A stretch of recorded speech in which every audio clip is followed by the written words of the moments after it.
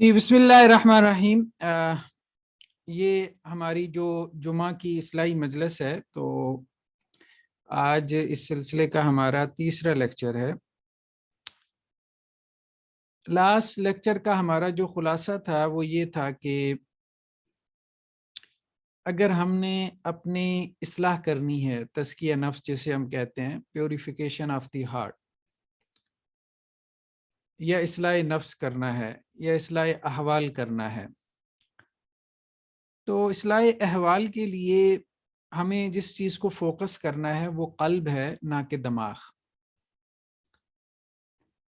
نفس انسانی کی یا پرسنالٹی ڈیولپمنٹ کی یا پرسنل گرومنگ کی جتنی کوششیں یا کاوشیں یا ایفرٹس مائنڈ سائنسز کے تھرو ہو رہی ہیں یا ماڈرن سائیکالوجی کے تھرو ہو رہی ہیں، تو اس میں سب سے بڑا خلا یا سپیس یہی ہے کہ ان لوگوں نے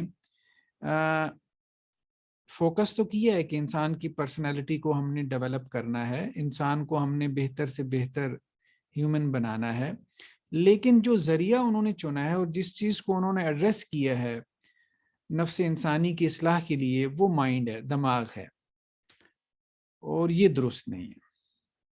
ہم نے کہا تھا کہ ہمارا دین یہ کہتا ہے کہ جس چیز کو ہم نے پوری باڈی میں فوکس کرنا ہے، اگر ہم اپنی اصلاح چاہتے ہیں تو وہ ہمارا قلب ہے، وہ ہمارا ہارٹ ہے، کیونکہ جو دماغ ہے وہ تو سوچوں کی اماج کا ہے، جتنا تھاٹ پروسیس ہے وہاں پہ ہو رہا ہے، لیکن یہ ہے کہ جو ایموشنز ہیں، جو فیلنگز ہیں، یہ سب دل سے متعلق ہیں، اور انسان کی ہیلتھ کے اعتبار سے اگر ہم بات کریں تو مینٹل ہیلتھ سے زیادہ ایموشنل ہیلتھ کی ضرورت ہے، کہ انسان کے جذبات، اس کی فیلنگز، اس کے احساسات، ان کے اندر ایک بیلنس پیدا کیا جائے۔ اب جذبات اور احساسات کا جو مرکز ہے، جو محور ہے، جو محسن ہے، وہ قلب ہے، ہارٹ ہے، تو اس لیے ہارٹ کو فوکس کیا جاتا ہے۔ آج ہمارا سیکنڈ ٹاپک ہے، ہم سٹیپ بائی سٹیپ آگے بڑھیں گے کہ اگر کوئی شخص اپنی تربیت کرنا چاہتا ہے تو اس کے لیے وہ روڈ میپ کیا ہے کہ جس کے اوپر چل کے وہ اپنی تربیت کر سکتا ہے یا کسی ٹارگٹ کو اچیو کر سکتا ہے، کسی منزل تک پہنچ سکتا ہے۔ بہت دفعہ ہوتا ہے کہ انسان چاہ رہا ہوتا ہے کہ میں کچھ کروں، لیکن اسے راستہ نظر نہیں آ رہا، تو ہم کتاب و سنت کی روشنی میں یہ دیکھنے کی کوشش کریں گے کہ ایک بندہ سچا ہے اس معاملے میں کہ وہ اپنی اصلاح چاہتا ہے، لیکن بس اسے کوئی متعین راستہ معلوم ہو جائے۔ تو ہم نے کہا پہلے لیکچر میں ہم نے، یا لاسٹ لیکچر میں ہم نے ایک نقطہ، بنیادی نقطہ ہم نے یہ نکال لیا کہ جی قلب کو فوکس کرنا ہے، دماغ کو فوکس کر کے جو اصلاح کی کاوشیں ہیں وہ برابر ثابت نہیں ہوں گی، کسی حد تک فائدہ ہو جائے گا، اس میں کوئی شک نہیں ہے، ٹھیک ہے۔ جس طرح فزیکل ہیلتھ کے پرابلم ہوتے ہیں، آپ کسی فزیشین کو کنسلٹ کرتے ہیں، کسی ڈاکٹر کے پاس جاتے ہیں، دوا لیتے ہیں، آپ ٹھیک ہو جاتے ہیں۔ اسی طرح مینٹل ہیلتھ کے پرابلمز ہوتے ہیں، آپ کسی سائیکالوجسٹ کے پاس جائیں گے، آپ کو فائدہ ہو جائے گا، کاؤنسلنگ کا، تھراپی کروا لیا آپ نے، کچھ بھی کروا لیا، ٹھیک ہے، ہم اس طرف نہیں جا رہے۔ ہم کہہ رہے ہیں کہ اگر آپ کی پرسنالٹی میں جو ہے وہ مطلب وہ بیلنس نہیں ہے، آپ کی پرسنالٹی، اس میں عدل نہیں ہے، اعتدال نہیں ہے، ٹھیک ہے، ماڈریشن نہیں ہے، اب آپ نے اپنی پرسنالٹی میں جو ہے وہ اعتدال پیدا کرنا ہے، یا آپ نے اپنا تزکیہ کرنا ہے، یا تزکیہ دو الفاظ میں تزکیہ جو ہے اس بات کا نام ہے کہ آپ اچھے اخلاق سے اپنے آپ کو متصف کر لیں، یعنی اچھے اخلاق اپنے اندر پیدا کر لیں اور برے اخلاق سے اپنے آپ کو بچا لیں، اور دوسری یہ کہ عبادت میں احسان کی کیفیت پیدا کر لیں۔ تو تزکیہ دو چیزوں کا ہی نام ہے، اخلاق یعنی رویوں میں اچھے اخلاق، اور یا بندوں کے ساتھ تعلق میں اچھے اخلاق، اور اللہ کے ساتھ تعلق میں یعنی عبادت میں احسان کی کیفیت، کہ جیسے اللہ آپ کو دیکھ رہا ہے ایسے عبادت کرنا۔ خیر، اب یہ جو تزکیہ کرنا ہے تو اس کے لیے ایک تو قلب کو فوکس کرنا ہے، اور یہ نقطہ لاسٹ ٹائم ہم نے ڈسکس کیا۔ آج کی گفتگو کا بھی ہمارا ایک نقطہ ہے، تو ہم سٹیپ بائی سٹیپ آگے پڑھیں گے، تو ہر گفتگو میں ہم ایک نقطہ ہی ڈسکس کریں گے۔ آج کی گفتگو کا نقطہ یہ ہے کہ کیا تعلیم اور تربیت یا تعلیم اور تزکیہ یہ ایک ہی چیز ہے یا یہ دو مختلف چیزیں ہیں؟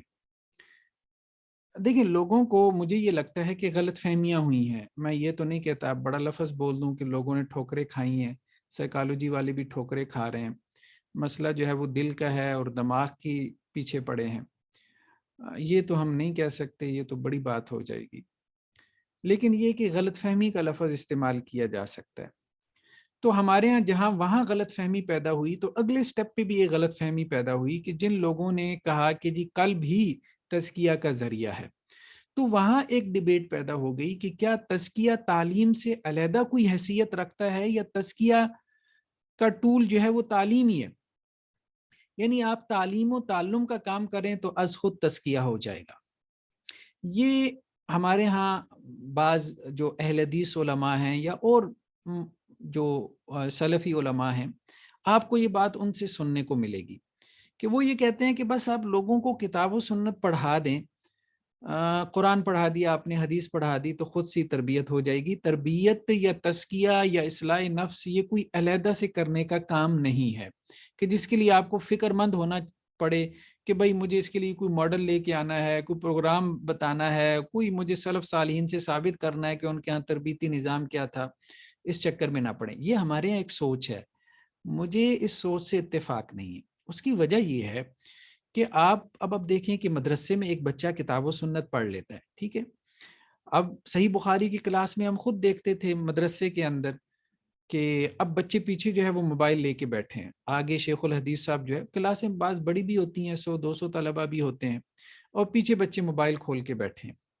تو اب کہنے کا مقصد یہ ہے کہ وہ 8ویں سال میں 7ویں سال میں جا کے صحیح بخاری کا مطالعہ کر رہا ہے، پڑھ رہا ہے بچہ، تو وہ 7-8 سال کی تعلیم نے اس کو فائدہ نہیں دیا، مطلب اس کی تربیت نہیں ہوئی. اچھا اس کو آپ اور زیادہ آسان مثال سے سمجھ لیں کہ مثال کے طور پہ ایک استاد جو ہے وہ مدرسے میں آ کے، مدرسہ کے بچے ہیں، کلاس کے بچے ہیں، 4تھی کلاس کے ہیں، 5ویں کلاس کے ہیں، تو وہ ان کو حدیث کی کتاب پڑھا رہے ہیں. جب وہ حدیث کی کتاب پڑھا رہے ہیں تو وہ ان کو باب التہجد پڑھاتے ہیں. حدیث کی کتاب میں سے تہجد کی احادیث کہ رسول اللہ صلی اللہ علیہ وسلم تہجد پڑھتے تھے، آپ صلی اللہ علیہ وسلم کی تہجد ایسی تھی. تو اب مجھے یہ بتائیں کہ ایک ہفتہ انہوں نے باب التہجد پڑھایا، لیکن کیا اس سے اس کلاس کے بچے اگر وہ 40 ہیں تو 40 کے 40 تہجد گزار بن جائیں گے اس تعلیمی عمل سے گزر کے؟ ہرگز نہیں، ایسا نہیں ہوگا. کوئی شاید 1-2 بن جائیں، ٹھیک ہے. تو کہنے کا مقصد یہ ہے کہ تعلیم جو ہے نا آپ کو مطلب عمل پہ لے آئے، یہ مشکل لگتا ہے. تعلیم سے آپ کو تعلیم ہی ملتی ہے، تربیت نہیں ہوتی. ہاں آپ یوں کہہ سکتے ہیں اگر اتنی بات کر دیں کہ تعلیم سے ایک حد تک تربیت ہو جاتی ہے، تو اتنا مان لینے میں کوئی حرج نہیں ہے کہ تعلیم سے 20% تربیت ہو جاتی ہے، 30% ہو جاتی ہے، کوئی حرج نہیں ہے. لیکن تعلیم ہی تربیت ہے، تعلیم ہی تزکیہ ہے، تعلیم از ایکول ٹو جو ہے وہ اصلاح نفس، تو یہ مبالغہ ہو جائے گا. کیوں کہ جہاں جہاں تعلیم ہے آپ دیکھتے ہیں وہاں آپ کو تربیت نظر نہیں آتی. اب یہ نہیں کہہ سکتے آپ کی جی تعلیم ہی غلط تھی تو اس لیے تربیت نہیں ہو پائی. تو ہم یہ کہہ رہے ہیں نا کہ اب باب التہجد جو ہے ظاہری بات ہے اس میں کیا غلط تعلیم مطلب دینی ہے. تو ایسا نہیں ہے، آپ کے بچے ہیں، آپ نے ان کو بتا دیا، اچھے سے سمجھا دیا، ٹھیک ہے کہ جی نماز پڑھنا فرض ہے. اس نے مطلب مسجد سے بھی سن لیا، آپ سے بھی سن لیا، سکول سے بھی سن لیا، لیکن اس کے باوجود نماز میں کوتاہی کر رہا ہے، ٹھیک ہے. تو یہ بہت اہم نقطہ ہے کہ تعلیم بالکل اور چیز ہے اور تزکیہ اور چیز ہے. جب آپ نے یہ مان لیا کہ تعلیم اور تزکیہ میں فرق ہے، تو اب دوسرا نقطہ یہ آتا ہے کہ تعلیم تو کون دے گا؟ جو معلم ہے، جو ٹیچر ہے، ٹھیک ہے. تو تعلیم دینے والے یعنی تعلیم کے ایکسپرٹ وہ علیحدہ ہوں گے، اور جو تربیت کے ایکسپرٹ ہیں جنہیں ہم مربی کہتے ہیں، مینٹور، ٹھیک ہے، وہ علیحدہ ہوں گے، وہ علیحدہ ہوں گے. تو گویا اگر یہ دو میدان ہیں، تعلیم اور تربیت، تعلیم اور تزکیہ، یہ دو علیحدہ میدان ہیں، تو اس میدان کے جو رجال ہیں، جو ایکسپرٹ ہیں، وہ بھی علیحدہ علیحدہ ہوں گے. ایک معلم ضروری نہیں کہ وہ مربی بھی ہو، ٹھیک ہے، اور ایک مربی ضروری نہیں کہ وہ معلم بھی ہو. اب مثال کے طور پہ ہو سکتا ہے کہ کوئی شخص بہت اچھا ٹیچر ہو، مدرس ہو، معلم ہو، لیکن وہ اچھا مربی نہ ہو. اور ہو سکتا ہے کوئی بہت اچھا مربی ہو، مینٹور ہو، تربیت اچھی کر سکتا ہو، لیکن یہ ہے کہ وہ اچھا مدرس نہ ہو، اچھا معلم نہ ہو. تو تربیت کا اگر آپ دیکھیں نا تعلق زیادہ ایکسپیرینس سے ہے. یعنی اچھا مربی وہ ہوتا ہے جس کی آبزرویشن اچھی ہو، جس کا ایکسپیرینس جو ہے وہ وسیع ہو. ٹھیک ہے، یعنی تربیت بیسیکلی تجربہ بیسڈ ہوتی ہے، تجربہ بیسڈ. آپ بات سمجھ رہے ہیں نا؟ اور تعلیم جو ہے وہ اس کا اپنا ایک میدان ہے. تو یہ بنیادی نقطہ ہے جس کو ہم نے ڈسکس کرنا ہے. تو رسول اللہ صلی اللہ علیہ وسلم کے حوالے سے یہ نقطہ جو ہے میں نے اپنی کتاب میں صالح اور مسلم میں بیان کیا ہے. رسول اللہ صلی اللہ علیہ وسلم کے حوالے سے پہلی بات تو یہ ہے کہ ہمیں ایک چیز ملتی ہے کہ آپ صلی اللہ علیہ وسلم کو اللہ سبحانہ و تعالیٰ نے بھیجا، اور آپ صلی اللہ علیہ وسلم کا کام کیا تھا کہ وَيُعَلِّمُهُمُ الْكِتَابَ وَالْحِكْمَةَ وَيُزَكِّيهِمْ، کہ آپ کتاب کی تعلیم دیں، حکمت کی تعلیم دیں اور ان کا تزکیہ کریں. ٹھیک ہے، یہ آپ صلی اللہ علیہ وسلم کا جو ہے وہ بنیادی جو آپ کہہ لیں کہ جی بعثت کا مقصد بیان کیا گیا. تو یہ چیز جو ہے کہ آپ صلی اللہ علیہ وسلم نے تعلیم بھی دینی ہے، یعنی تعلیم کا علیحدہ سے ذکر ہے، وَيُعَلِّمُهُمْ، تعلیم کا علیحدہ سے ذکر ہے، وَيُزَكِّيهِمْ کا علیحدہ سے ذکر ہے. تو قرآن نے دونوں میں فرق کیا ہے. تو یہ 4 مقامات پہ قرآن مجید میں یہ مضمون آیا کہ آپ صلی اللہ علیہ وسلم کا مقصد بعثت یہ ہے، آپ صلی اللہ علیہ وسلم کو اللہ نے اس لیے بھیجا ہے کہ آپ لوگوں کو تعلیم دیں، کتاب کی تعلیم دیں اور حکمت کی تعلیم دیں. کتاب سے مراد قرآن مجید، حکمت سے مراد سنت نبوی صلی اللہ علیہ وسلم، اور دوسرا آپ تزکیہ کریں. تو یہ دونوں کام آپ صلی اللہ علیہ وسلم نے کیے، علیحدہ سے کیے. ٹھیک ہے، یعنی آپ صلی اللہ علیہ وسلم بہترین معلم بھی تھے اور بہترین جو ہے وہ مربی بھی تھے. اب ایک سوال یہ پیدا ہوتا ہے کہ اب اگر ہم نے یہ مان لیا کہ تعلیم اور یہ تزکیہ یہ 2 علیحدہ چیزیں ہیں، تربیت، اب سوال یہ پیدا ہوتا ہے کہ پہلے ہم تعلیم دیں یا پہلے ہم تزکیہ کریں. یہ ایک سوال ہو سکتا ہے. دیکھیں اس میں مختلف اپروچز ہو سکتی ہیں. آسان الفاظ میں اگر ہم یوں بیان کریں کہ تعلیم اور تزکیہ میں کیا فرق ہے، تو آپ یوں کہہ سکتے ہیں کہ تعلیم کا مطلب یہ ہے کہ کسی کے اندر اچھی صفات کو پیدا کرنا، آسان الفاظ کے لیے ہم ابھی سمجھنے کے لیے کہہ رہے ہیں. اور تزکیہ کا مطلب ہے کہ کسی کی اصلاح کرنا، یعنی اس سے برائیوں کو دور کرنا. ٹھیک ہے، ایک یہ ہے کہ میرے اندر خوبیاں جمع ہو جائیں، خوبیاں جمع ہو جائیں، اور ایک یہ ہے کہ میں جو ہے وہ برائیوں سے بچ جاؤں. ٹھیک ہے، اچھا اب اس میں ہم نے کس چیز کو پہلے فوکس کرنا ہے، یعنی میں اپنے آپ کو اچھے اخلاق سے متصف کر لوں یا میں اپنے آپ کو رذائل سے پاک کر لوں. دیکھیں اخلاق 2 قسم کے ہیں نا، کچھ اخلاق اچھے ہیں، کچھ اخلاق برے ہیں. اچھے اخلاق کیا ہیں؟ جیسے سچ بولنا ہے، قربانی دینا ہے، شجاعت ہے، سخاوت ہے، مہمان نوازی ہے، توکل ہے، ٹھیک ہے، امید ہے، اللہ اور اس کے رسول صلی اللہ علیہ وسلم سے محبت ہے. بہت سے اچھے اخلاق ہیں. ایفائے عہد ہے، وعدہ پورا کرنا ہے. برے اخلاق ہیں، جھوٹ بولنا ہے، دھوکہ دینا ہے، چغلی ہے، غیبت ہے، کفر ہے، نفاق ہے. ٹھیک ہے، تو اچھے اخلاق کا تعلق، کچھ کا تعلق ہمارے باڈی پارٹ سے ہے، کچھ کا تعلق ہمارے دل سے ہے. اسی طرح سے برے اخلاق، کچھ کا تعلق ہمارے باڈی پارٹ سے ہے، زبان سے ہے، اور کچھ برے اخلاق کا تعلق ہمارے دل سے ہے، جیسے حسد ہے، تکبر ہے، نفاق ہے، کفر ہے. ٹھیک ہے، تو میں اپنے آپ کو اچھے اخلاق سے متصف کر لوں اور برے اخلاق سے پاک کر لوں، رذائل سے پاک کر لوں. تو اب سوال یہ ہے کہ پہلے مجھے اچھے اخلاق سے اپنے آپ کو متصف کرنا ہے یا رذائل سے پاک کرنا ہے. دیکھیں اس میں دونوں اپروچز ہو سکتی ہیں، دونوں ہو سکتی ہیں. حضرات صوفیہ کی بات کریں تو اس میں چشتیہ جو سلسلہ ہے وہ یہ کہتے ہیں کہ بھئی پہلے اپنے آپ کو رذائل سے پاک کرو، یعنی اپنے دل سے حسد نکالو، تکبر نکالو، اور کفر نکالو، نفاق نکالو، ریا نکالو، پھر اس کے بعد جو ہے وہ اچھے اخلاق پیدا کرنے کی کوشش کرو. یہ حضرات صوفیہ جو چشتیہ سلسلے سے تعلق رکھتے ہیں ان کی یہ اپروچ ہے. جو سلسلہ نقشبندیہ سے تعلق رکھتے ہیں حضرات صوفیہ، تو ان کا کہنا یہ ہے کہ نہیں، پہلے آپ اپنے آپ کو اچھے اخلاق سے متصف کرو، یعنی آپ اپنے اندر جو ہے وہ اچھے اخلاق پیدا کرو، جیسے توکل پیدا کرو، ایثار پیدا کرو. ٹھیک ہے، اور اسی طرح سے جو ہے وہ ایمان میں بڑھوتری کا سامان پیدا کرو. تو دونوں اپروچز موجود ہیں. مجھے جو زیادہ بہتر اپروچ لگتی ہے نا وہ یہ ہے کہ زیادہ توجہ فوکس جو ہے وہ رذائل کو کرنی چاہیے، رذائل کو کرنی چاہیے، یعنی رذائل سے اپنے آپ کو پاک کرنا. اس اپروچ سے جب آپ چلتے ہیں تو زیادہ تیزی سے آپ تقرب اللہ کی منزلیں طے کرتے ہیں بنسبت دوسری اپروچ کے کہ آپ اپنے آپ کو جو ہے وہ اچھے اخلاق سے متصف کریں. اپروچز دونوں ہو سکتی ہیں, ہم اس میں جھگڑا نہیں کر رہے, لیکن اپنی اپنی جو ہے وہ سوچ اور فہم کی بات ہے. امام ابن تیمیہ رحم اللہ علیہ سے یہ سوال ہوا کہ ایک آدمی گناہ گار ہے تو وہ استغفار کا ذکر کیا کرے یا تسبیح و تحلیل کیا کرے. تو انہوں نے کہا بھائی دیکھو بات یہ ہے کہ اگر تو تمہارے کپڑے میلے ہیں, اگر تو تمہارے کپڑے میلے ہیں تو خوشبو لگانے کا فائدہ تو ہوگا, ظاہری بات ہے خوشبو لگاؤ گے تو دوسروں کو خوشبو تو آئے گی. لیکن میرا مشورہ یہ ہے کہ کپڑے اگر میلے ہیں اور تمہارے پاس آپشن ہے یا تو خوشبو لگا لو یا داغ دھو لو, تو تم داغ دھونے کی طرف توجہ کرو. تو ابن تیمیہ رحم اللہ علیہ کا کہنا یہ تھا کہ جو بندہ گناہ گار ہے تو اسے چاہیے کہ وہ استغفار کی کثرت کرے. ہاں جو گناہ گار نہیں ہے, جس کے گناہ نہیں ہیں, مطلب ہوتے تو سب کی ہیں, کہنے کا مقصد یہ ہے کہ وہ کسی گناہ میں پھنسا ہوا نہیں ہے, گناہوں کی دلدل میں نہیں ہے, تو وہ تسبیح اور تحلیل کر لیا کرے, سبحان اللہ والحمد للہ ولا الہ الا اللہ واللہ اکبر. تو یہ بات مطلب دل کو لگتی ہے, یہ بات دل کو لگتی ہے کہ ہم جیسے جو کہ گناہوں کی دلدل میں اٹکے ہوئے ہیں, پھنسے ہوئے ہیں, تو انہیں جب اپنی اصلاح کرنی ہے تو انہیں رذائل سے کی طرف توجہ دینی ہے. سب سے پہلے تکبر کو, حسد کو اور نفاق کو اور ریا کو اور ایسی چیزوں کو فوکس کر کے پہلے اپنے دل سے نکالنا ہے.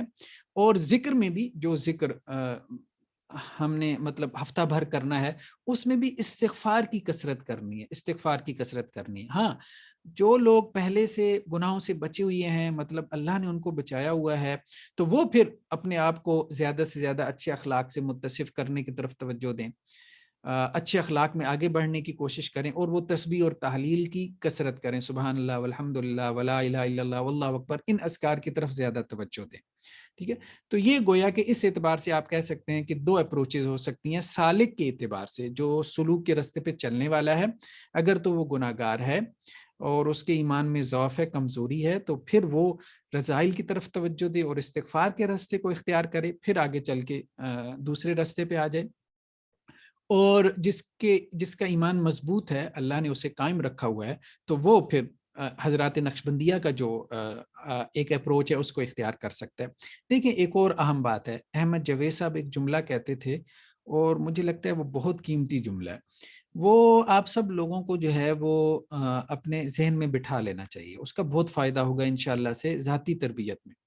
ان کا جملہ یہ تھا کہ 10 نیکیاں کرنے سے بہتر ہے کہ ایک برائی چھوڑ دو. یعنی 10 نیکیاں کرنے کا نفس کو اتنا فائدہ نہیں ہوگا, ظاہری بات ہے نیکی کرنے کا فائدہ تو ہوتا ہے, ہم یہ نہیں کہہ رہے کہ فائدہ نہیں ہوتا, آپ بات سمجھے, لیکن 10 نیکی کرنے کا جتنا فائدہ ہوگا اس سے زیادہ تمہیں فائدہ ہوگا ایک گناہ چھوڑنے کا, ایک برائی چھوڑنے کا.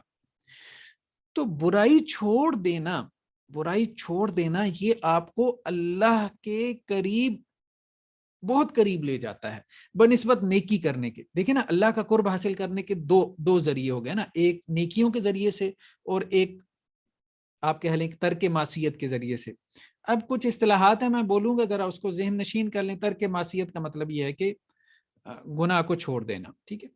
تو دو اپروچز ہیں. تو ترک معصیت کے راستے سے جب آپ اللہ کی طرف جاتے ہیں نا, تو آپ یوں کہیں کہ جیسے بس اخیر درجے میں آپ کی سپیڈ ہوتی ہے, ٹھیک ہے.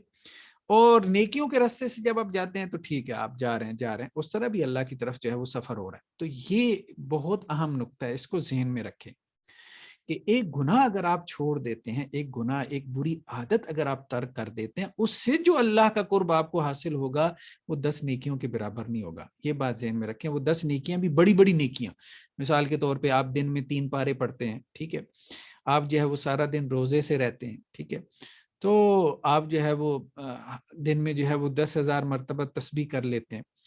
تو اس کی نسبت ایک بری عادت چھوڑنے سے آپ جتنی تیزی سے اللہ کے قریب بڑھیں گے تو وہ بہت کمال ہوگا. تو یہ چیز جو ہے وہ ذہن میں رکھنی ہے. تو ابھی تک کا ہمارا جو خلاصہ ہے وہ یہی ہے کہ تعلیم اور چیز ہے, تربیت اور چیز ہے, ٹھیک ہے, تزکیہ اور چیز ہے, اور دو اپروچز ہو سکتی ہیں اپنے تربیت میں، اپنے تزکیہ میں، اپنے اصلاح میں۔ ایک یہ کہ ہم نیکیوں کے ذریعے سے اللہ کا قرب حاصل کریں، اور ایک یہ ہے کہ ہم ترک معصیت، برائیوں کو چھوڑ کے اللہ کا قرب حاصل کریں۔ تو برائیوں کو چھوڑ کے جو اللہ کا قرب حاصل ہوتا ہے وہ بندہ بہت تیزی سے کرتا ہے بنسبت اس کے کہ جو نیکیوں کے راستے سے اللہ کے قریب ہوتا ہے۔ یا ہم نے یہ بھی ایک بات کی ہے کہ جو گناہ گار ہے تو وہ استغفار کے ذریعے سے اللہ کا قرب حاصل کرے، اور جو گناہوں کی دلدل میں نہیں اٹکا ہوا، نہیں پھنسا ہوا، تو وہ تسبیح اور تحلیل کے راستے سے اللہ کا قرب حاصل کرے۔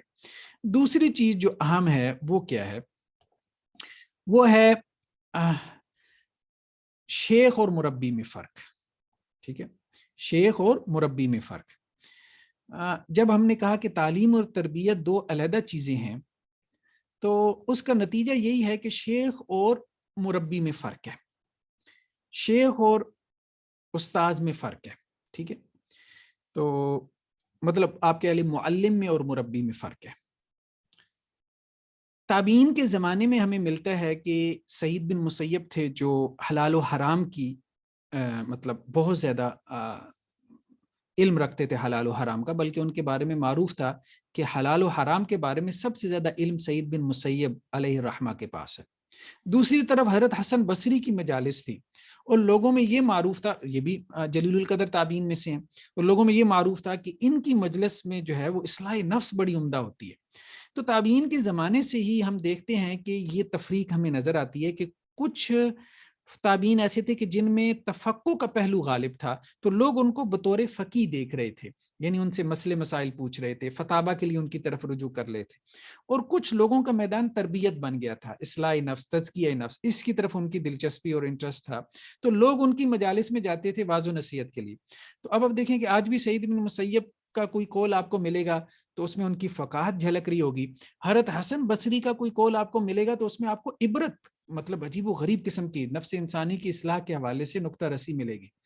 تو یہ گویا کہ تقسیم ہمیں شروع سے نظر آ جاتی۔ دیکھیں رسول اللہ صلی اللہ علیہ وسلم کی شخصیت بہت جامع تھی، آپ صلی اللہ علیہ وسلم بیک وقت شیخ بھی تھے، استاذ بھی تھے، یعنی آپ مربی بھی تھے، معلم بھی تھے، آپ صلی اللہ علیہ وسلم کی شخصیت جامع تھی۔ لیکن بعد میں پھر یہ چیز تقسیم ہو گئی، تو لیکن آہستہ آہستہ آ کے شروع میں تو یہ رہا کہ معلم اور مربی علیحدہ علیحدہ ہوتے تھے، بعد میں آ کے مربی کا جو ایک طرح سے نا اہمیت ہی ختم ہو گئی، لوگوں نے اس کی اہمیت ہی بھلا دی، اور یہ احساس پیدا ہونے لگا کہ شاید اس کی کوئی ضرورت نہیں ہے۔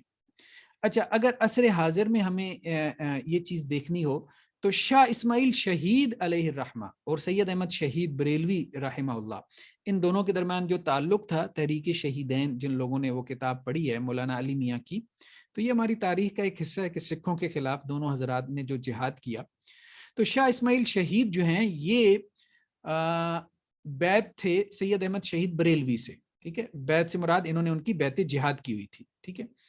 اچھا، ہوا یہ کہ جب یہ ان کی تحریک پشاور پہنچی ہے تو فجر کی نماز کے بعد جو ہے سید احمد بریلوی کی اصلاحی مجلس ہوتی تھی علیہ الرحمہ کی، کہ جس میں جو مسند ہوتی تھی اس پہ سید احمد شہید جو ہے وہ بیٹھے ہوتے تھے، اور شاہ اسماعیل شہید سامنے ایک طالب علم کی حیثیت سے بیٹھے ہوتے تھے، اور زہد کے بعد درس حدیث کی علمی مجلس ہوتی تھی جس میں مسند پر شاہ اسماعیل شہید تشریف فرما ہوتے اور سید احمد شہید ایک شاگرد کی حیثیت سے سامنے بیٹھے ہوتے تھے، ٹھیک ہے۔ تو یہ بہت اہم چیز ہے کہ وہاں دونوں حضرات کو پتا تھا کہ ہماری کیا ڈومین ہے۔ وہاں معلم اور استاد جو ہے وہ شاہ اسماعیل شہید تھے، یعنی حدیث کے استاد، اور سید احمد بریلوی ان کے سامنے ایک شاگرد کی حیثیت سے بیٹھتے تھے ظہر کی مجلس کے بعد۔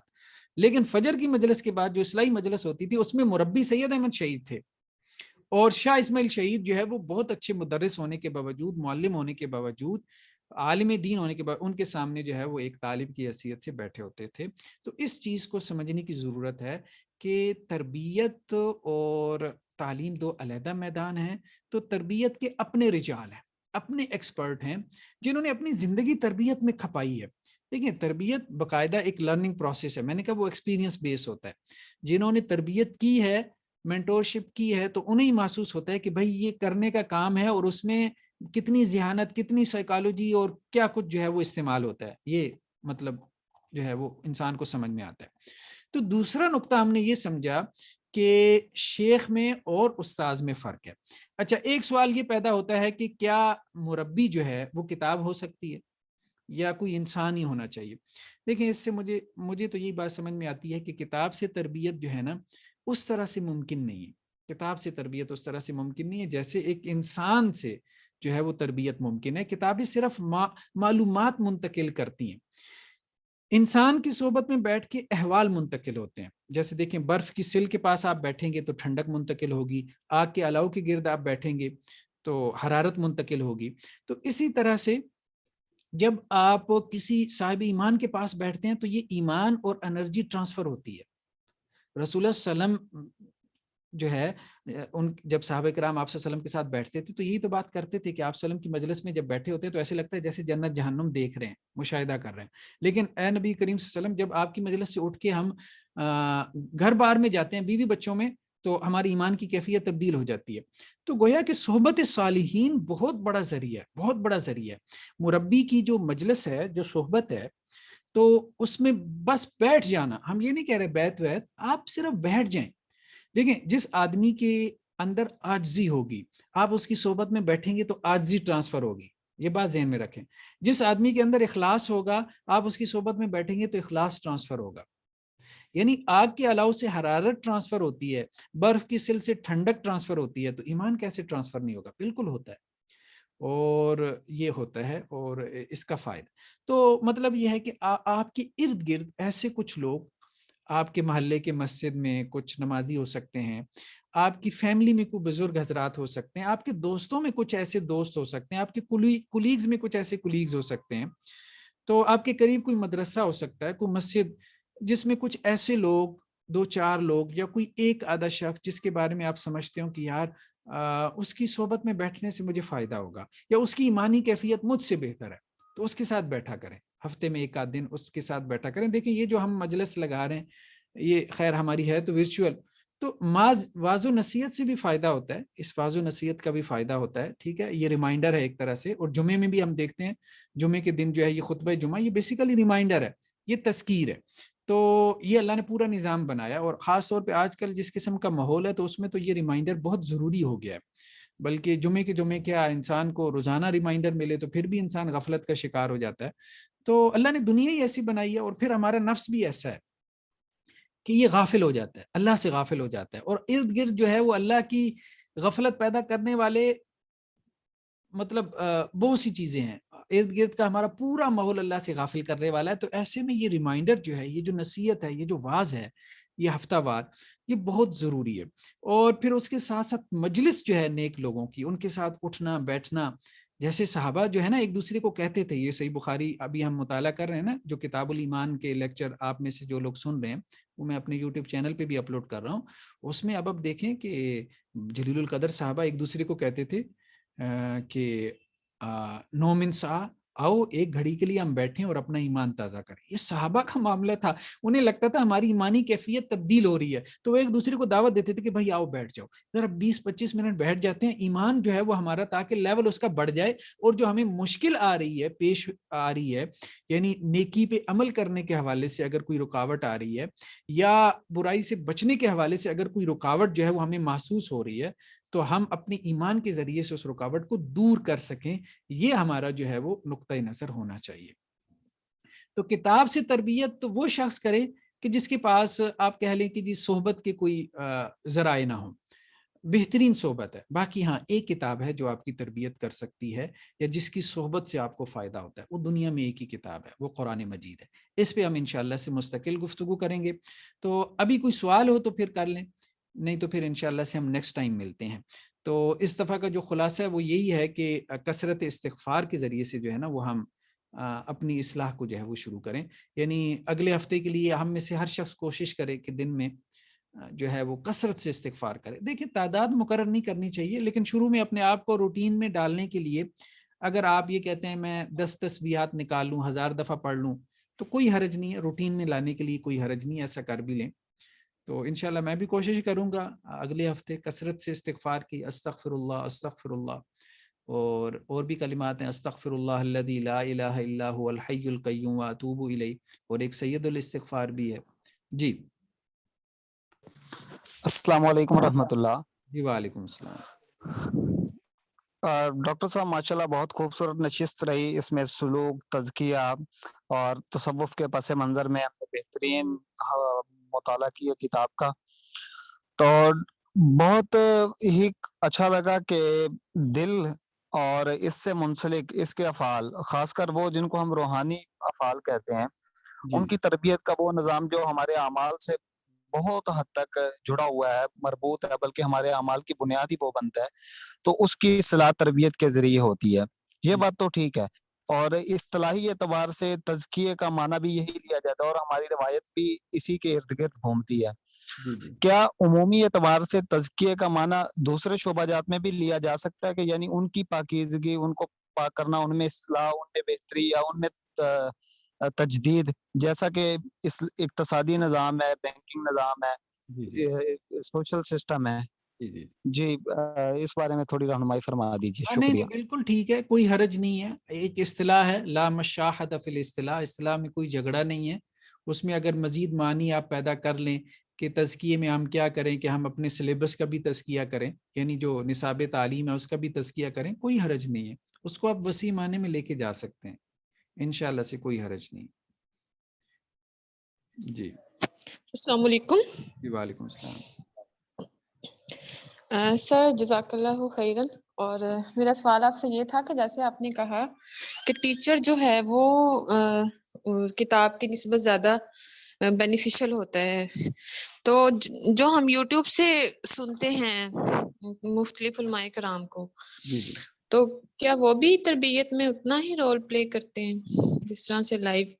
دیکھیں بہرحال ہم یہ نہیں کہہ رہے کہ کوئی فائدہ نہیں ہوتا. آپ یوٹیوب پہ بھی لوگوں کو سنتے ہیں، فائدہ تو ہوتا ہے، ظاہری بات ہے، بالکل فائدہ ہوتا ہے، انسان دین کی بات سنتا ہے.